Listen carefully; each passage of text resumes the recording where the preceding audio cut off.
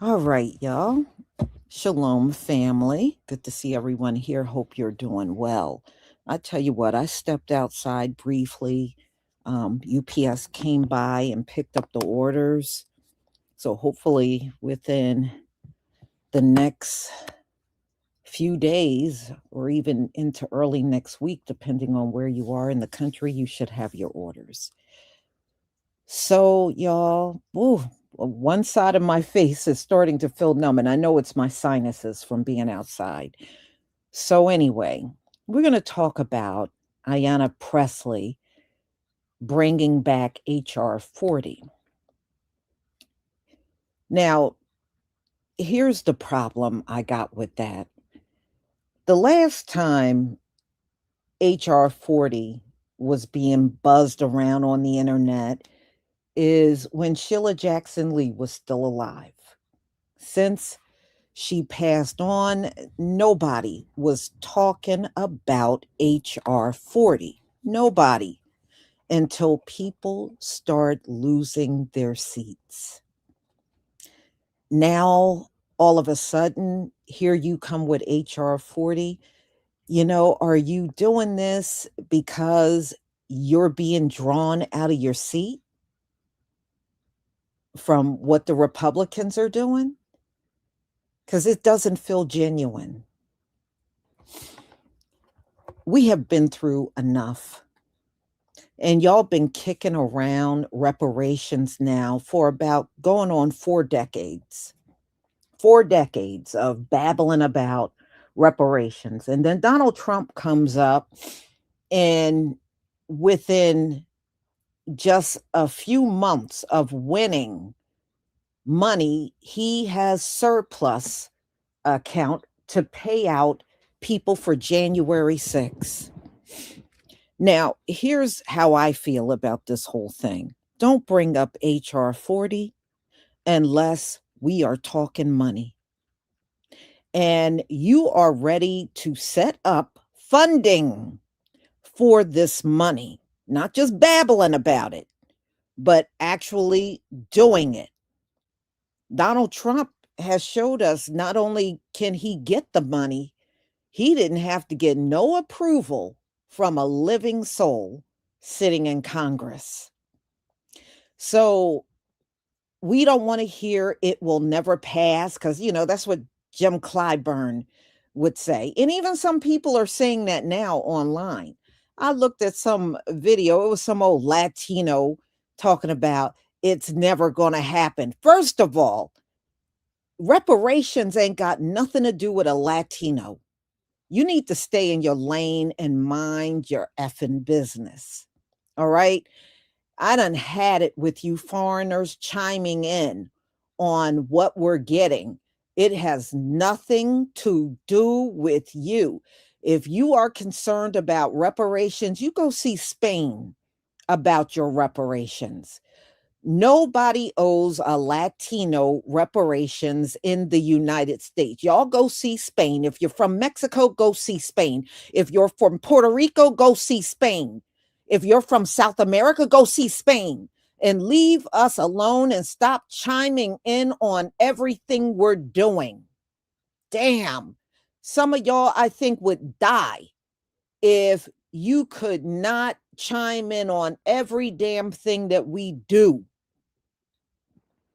So listen, I don't care if she want to dig this back up. I wasn't going to pay attention to it anyway. But if you are going to dig this BS back up, you better be talking money.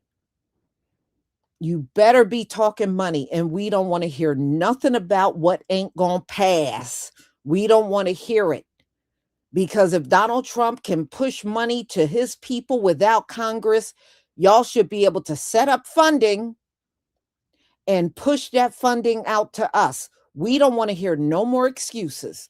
We don't want to hear what can't be done, what nobody is going to approve this. We don't want to hear it. We don't want to hear it. There's all kinds of people saying they don't like what Donald Trump is doing, but Donald Trump is pushing right ahead and getting it done. That's all you got to do when it comes down to our reparations. No matter how much you get people saying they don't like this and like that, you just keep forging ahead and get it done. Okay? You don't see him all hung up. There's a lot of people online that are dragging Donald Trump for trying to give money to criminals.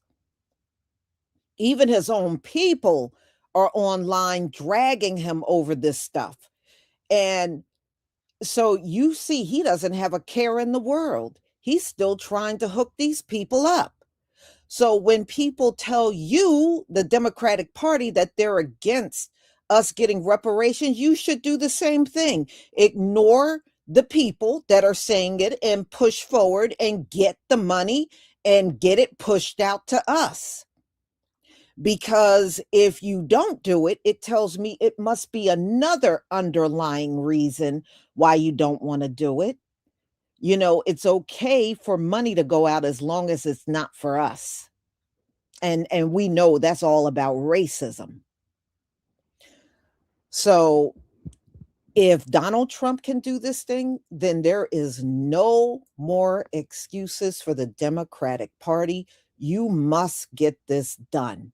There is no one that deserves reparations more up in here than us. It ain't just what happened during slavery. It's all the hell that happened to us after slavery. You know, and last night I was looking at some Karen videos. I said, see, we still going through it. One thing I do like is our people are now fighting Karen back. See, little Karen she don't have it so easy in these streets no more, because a lot of our people are coming back at her ass hard. And I'm loving it. And I'm glad we are finally getting to that point.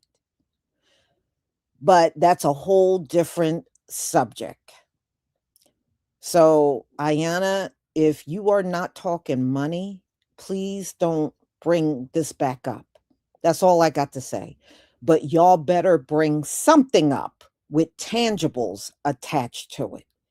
No more panels. I don't want to see no more committees. I don't want to see no more panels of people. And then y'all putting all these non-American Black people on the panel and all that. I don't want to see none of that.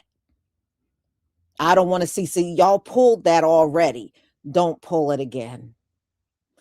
So I would much rather, if you're not going to bring up money this time around and tell us how you going to fund reparations for us, I'd rather for you to lose your seat. And I'm dead serious. If you have no way to get funding for our reparations, I would much rather for you to lose your seat. So let me go ahead and share my screen so you can hear what she is saying now that she has resurfaced with HR40.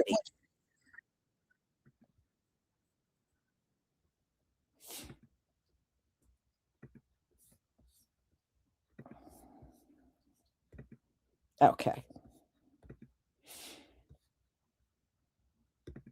Please give me a 1 if you can see my screen.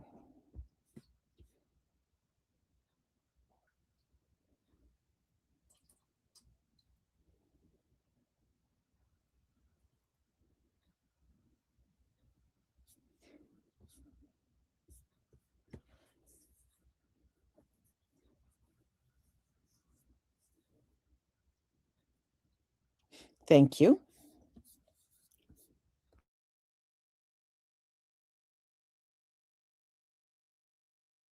Hey, all, this is George Cook at African American Report. So you support reparations for African Americans, then you need to check out the HR40 bill, which is being proposed by Representative Ayanna Pressley of Massachusetts. The bill would form a commission to study proposals for reparations for African Americans. Here's Ayanna Pressley talking about it. Hey family, happy Tuesday. I won't hold you long. On the heels of the National Day of Action that I participated in Montgomery, Alabama, shout out to all the organizers who made that mass mobilization possible. Certainly I'm reminded that the Voting Rights Act and the reparations movement are inextricably tied. The point of both is to right a wrong. It is redress. It is reparative. On the heels of that, Donald Trump has now stood up a white reparations billion-dollar taxpayer fund. It's a slush fund. People are outraged, but I need you to channel that outrage. Don't just make a post. Lobby your member of Congress to support HR40, because Black folks are long overdue for reparations. We never got our 40 acres and a mule. We labored for 400 years without getting paid. Every bit of prosperity this country enjoys was built on our back. We didn't get access to the GI Bill, to the Homestead Act. We're still victims of redlining or appraisal bias, and I could go on. But policy is my love language. I need more than your outrage. I need your support. Sign on to HR40. Reparations now. So please contact your congressman and get them to sign on to a bill and support it. There's not much going on in Congress right now when it comes to reparations, and I know how people feel about studies, but this is a start. All right, y'all. Goodbye. God bless.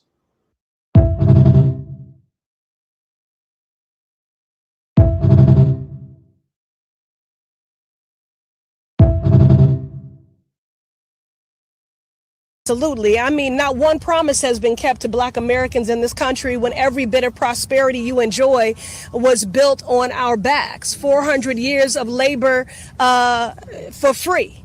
And we never got our 40 acres and a mule. And we are still, harmed by practices like redlining and appraisal bias. And so we are long overdue for reparations. I'm proud to be the lead sponsor of HR40. Black folks are certainly deserving of redress and reparative work, and one bill will not undo centuries of harm. I just watched Ayanna Pressley drop this gem. Not one promise has been kept to Black Americans. Ma'am, the only promise you've kept is making me hit the mute button faster than a liberal deletes their tweet history. 400 years of unpaid labor? Sweetheart, your entire political career is unpaid labor for common sense. You've been cashing the same congressional check while delivering exactly zero results except more whining. 40 acres and a mule? Girl, at this point, Black Americans would settle for 40 seconds without you embarrassing them on national television. You know what's hilarious? This is the same Ayanna Pressley whose daddy was in and out of prison her whole childhood, and whose husband Conan did a decade bid for drug trafficking.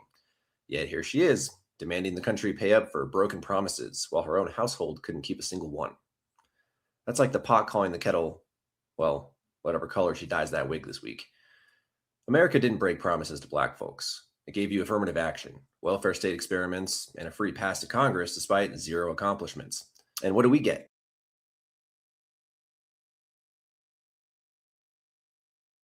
I wanted you to hear this ignorant son of a bitch of a motherfucker. Anyway, white people always talk like nobody white is on welfare. All those things benefited his people. Affirmative action benefited white women the most. Welfare, they are the biggest ones and always have been historically the biggest ones on welfare. This is an idiot. This is a babbling idiot. And I just want y'all to see when they respond to reparations, the kind of idiocy that comes out of their mouth. Everything that he's raising, his people benefited the most from it. But like a typical ignorant, high IQ MFer, he thinks everything that is a handout pertains to us. No, his people have been the biggest ones getting handouts from day one. But it is time we need to shut these people down permanently and just don't click on their videos. Don't listen to nothing they have to say. and just keep it moving. It is time to just shut these ignorant fools down.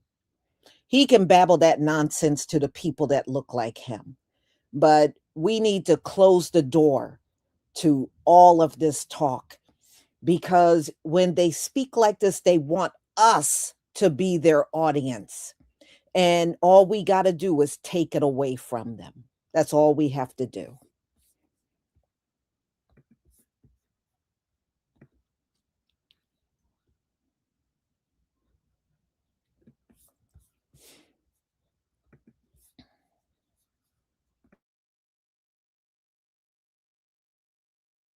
Introduce HR40, historic legislation to establish a federal commission to examine the lasting legacy of slavery, to develop reparations proposals for descendants of enslaved Africans. It is an honor to inherit the privilege of carrying this bill forward. From Congresswoman Sheila Jackson Lee. In my last correspondence with her, she said, keep working on our priorities and never give up. We're at a critical inflection point in America, and the moment cannot be more urgent. With Black history under attack and white supremacy emboldened, there is no better time to introduce this bill than during Black History Month. More than 4 centuries ago, Africans were kidnapped, trafficked, and enslaved, forced to build this country under horrific brutality, an economy which we still benefit from today. This brutality, these injustices, these horrors were not things just happened within the culture by osmosis. They were legislated. Today, with Donald Trump and Republicans waging their coordinated and at times unlawful assault on Black folks and Black history, we will not allow that history to be erased. We will not allow it to be whitewashed. HR 40 is a powerful reminder of the work that remains and offers us a pathway toward truth, reconciliation, and accountability. To be clear, this bill is not a symbolic gesture, but rather a meaningful step toward repairing the deep structural injustices that continue to harm Black communities today. Whether you are in Tulsa, Oklahoma, Trenton, New Jersey, or Mattapan in the Massachusetts 7th Congressional District, this is about ensuring that every person has a fair chance at the American dream. We are in a moment of anti-Blackness on steroids, and we refuse to be silent. We will not back down in our pursuit of racial justice. And while we do the work of resistance and blunting the many harms.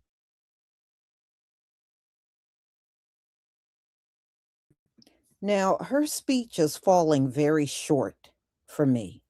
And let me tell you why. I mean, she's talking about all the things we already know. We already know the things that have happened to us and the harms that have been done. I have not heard one word about money, cash payments, funding for giving reparations. It's just the same thing we already know. We know about all the disparities that have happened to us. I just, like I said, don't reopen HR 40 and we're listening to the same thing that we were listening to 7, 8 years ago.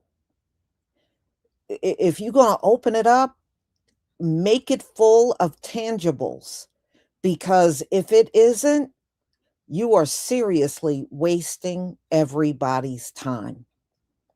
And ma'am, I am not under no obligation to save any Congressional Black Caucus member seat.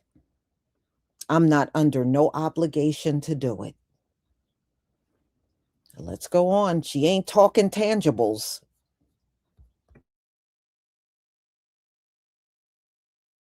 Terms of this hostile, anti-Black administration, it's imperative that we continue advancing an affirmative agenda for Black America and building momentum toward this critical priority.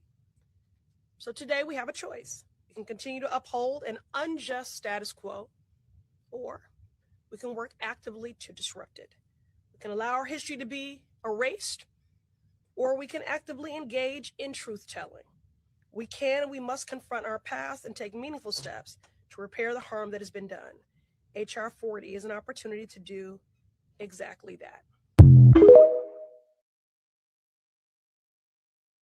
We are long overdue for reparations. I'm proud to be the lead sponsor of HR40. Black folks are certainly deserving of redress and reparative work, and one bill will not undo centuries of harm. But we cannot let the hypocrisy stand of this taxpayer-funded slush fund without calling on everyone to, in this moment, become co-sponsors and to support HR40.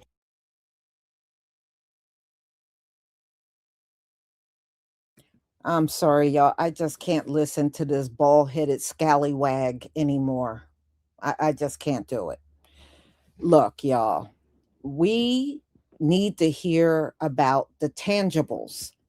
Again, don't waste our time with HR40 hearings and panels and all that stuff and all kinds of babbling. We already been through that. To me, you're causing more harm than good if you are not going to talk about tangibles. That's all you're doing. Donald Trump is ready to hand out money, and y'all want to sit in our faces and babble in front of us like you did before and insult our intelligence.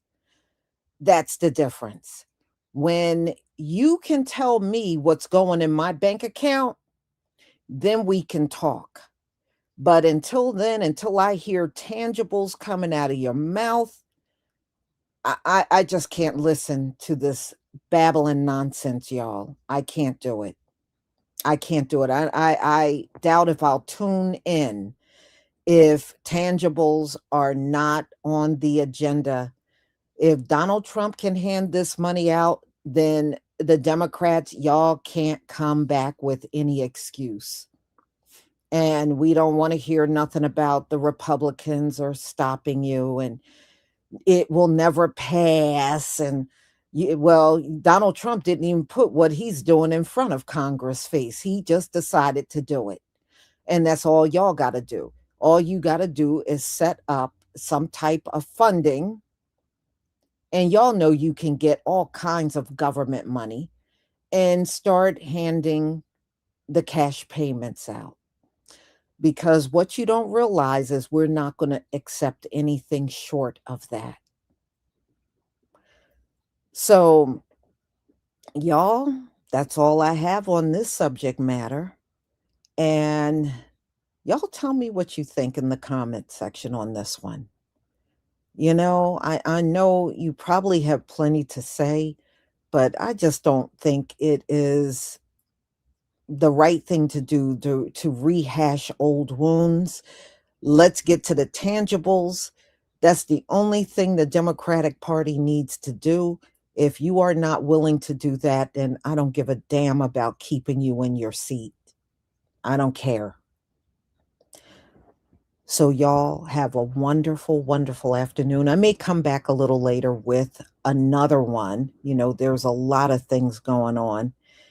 So be on the lookout for my next live. Shalom, family. Oh, hold on one second. The Crawford experience. Thank you for the super chat. The CBC and NAACP and the Urban League need to be defunct because they aren't for FBAs. Yeah, and get the out of here. Yeah, I agree with you. They're not. They're not. I really think this is because they know a lot of them are going to be written out of their seats, y'all. They are. And I really, at this point, I don't think it's a bad thing. We need fresh blood and we need younger people in there, people that got a backbone and they are ready to be vocal and ready to fight for us. Because we know the old guard, they are never going to do it. They are never going to do it. We already know that now. So y'all have a wonderful afternoon and be on the lookout for my next live. Shalom, family.